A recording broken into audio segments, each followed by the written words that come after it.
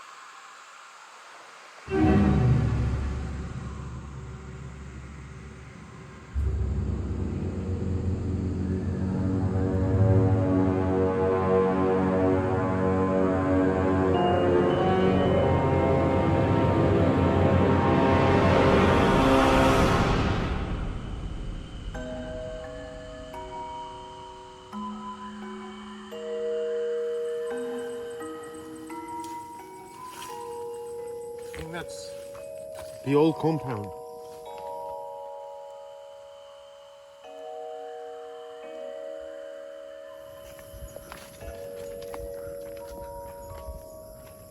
you think that could be from the old park?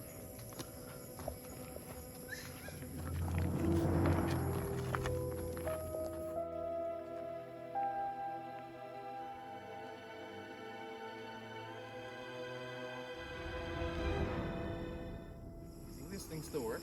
I hope so. And we're gonna have to find the keys. You think the keys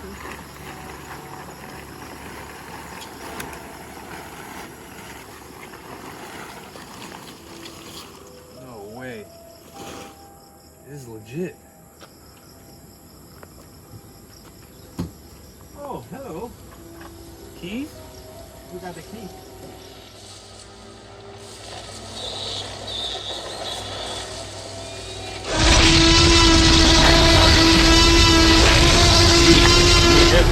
We gotta go. We gotta get this thing out. Go, come on. Come on. Start it. Start it. Is that gas? Yes!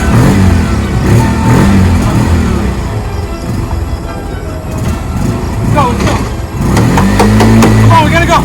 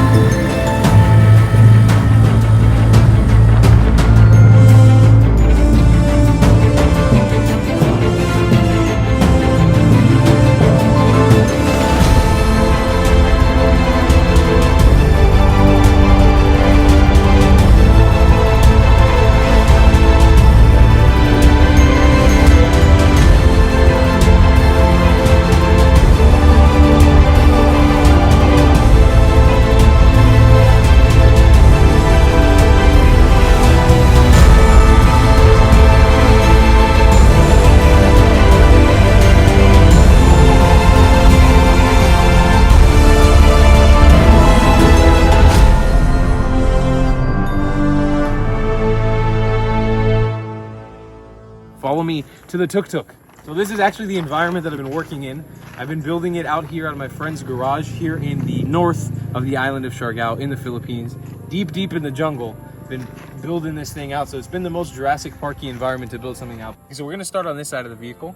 I want to show you guys first of all just a quick overview of everything that it looks like. So as you can see, we got the Jurassic Park decals, we've got the paint job, got the mirrors intact, all of the little side flaps, the roof, which we have to talk about, that's being held up currently with duct tape.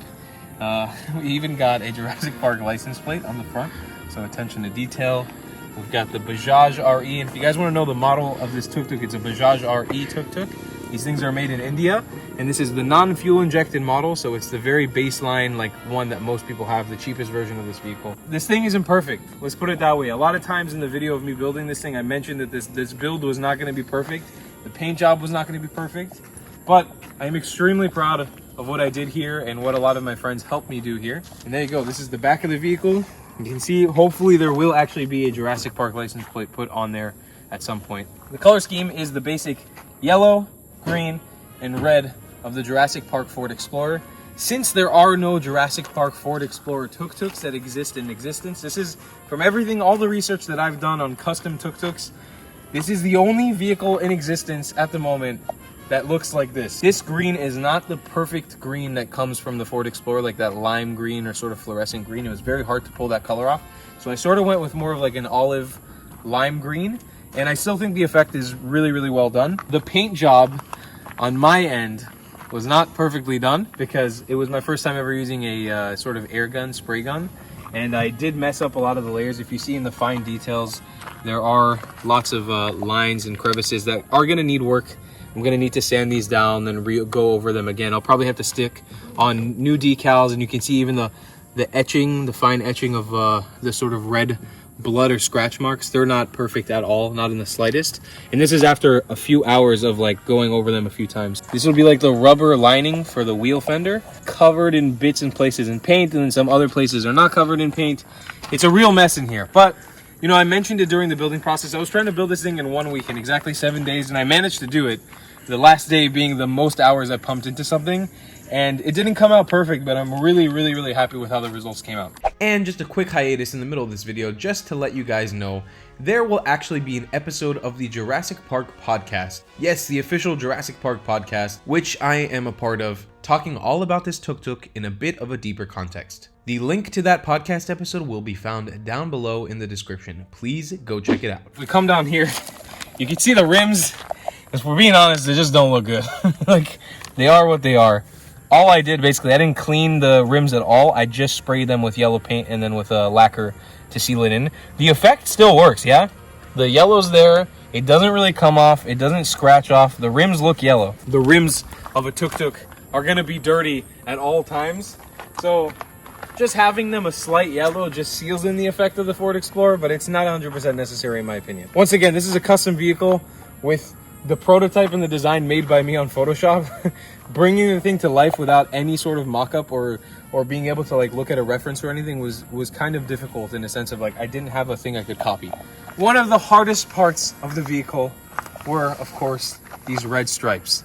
The red stripes took hours. I painted them in red and then I covered them, I masked them out.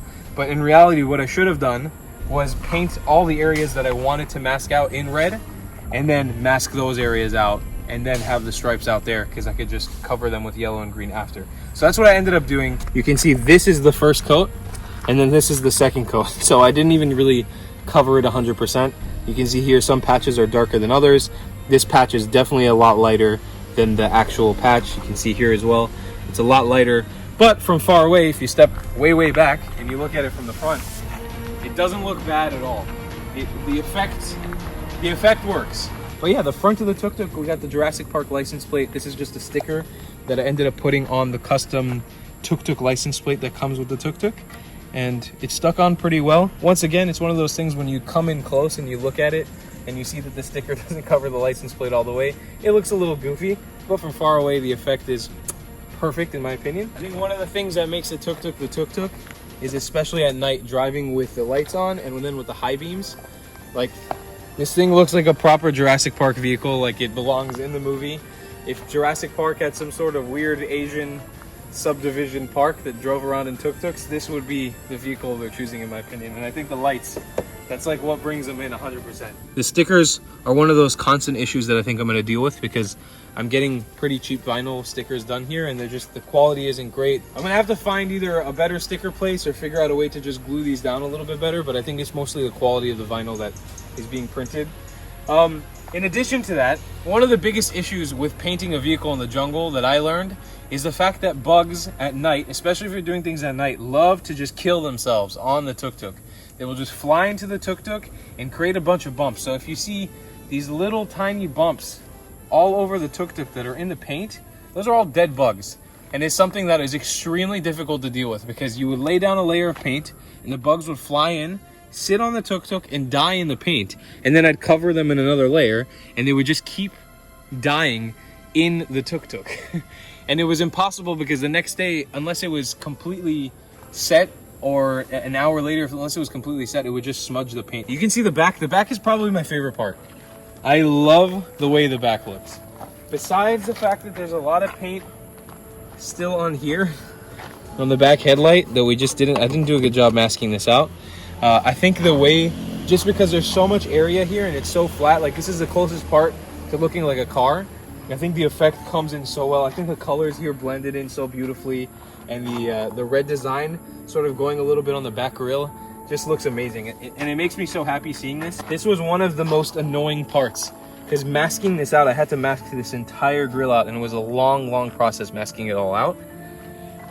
I think that door, like, just look at that door. Look how clean that looks. It looks so cool, in my opinion. The bumper was slippery and it kept on falling over. And again, we had that issue with bugs. And anytime it fell over, we'd lay down a coat and it would fall into the ground or into the sand here. And then all those little particles would stick on.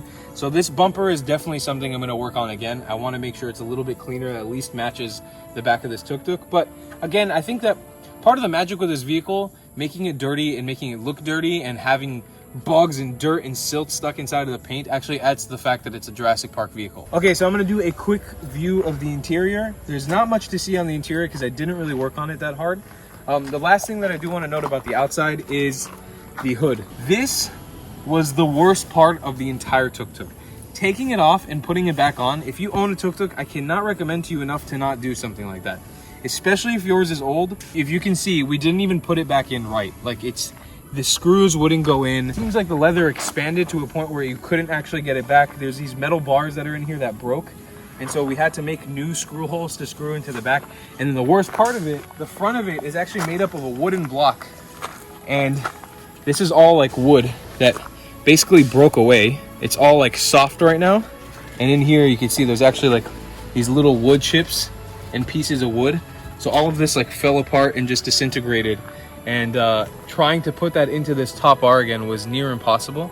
And I managed to get it in and then put this thing on display for one day, and some kids jumped on the top of the roof and destroyed it. So what I had to do is basically line it with duct tape for the next week or so.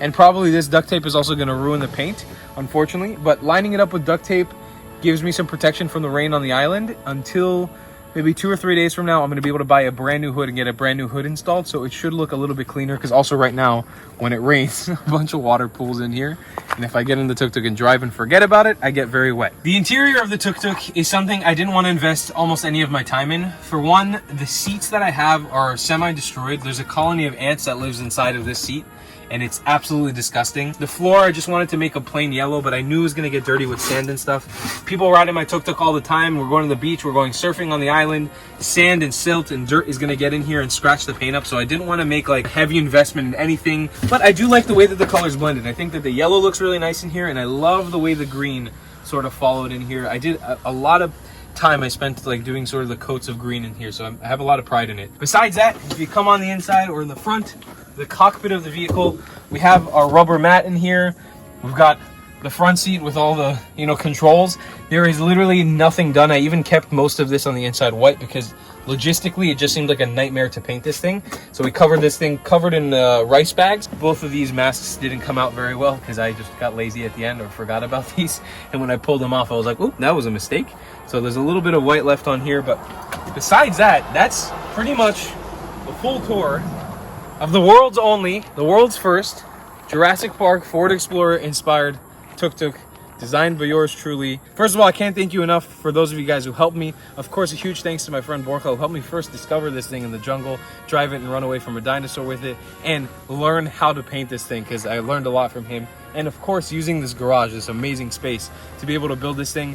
There was no better place to inspire creativity and feel like I'm actually building a Jurassic Park vehicle than deep in the jungle of the Philippines. So it was an amazing experience.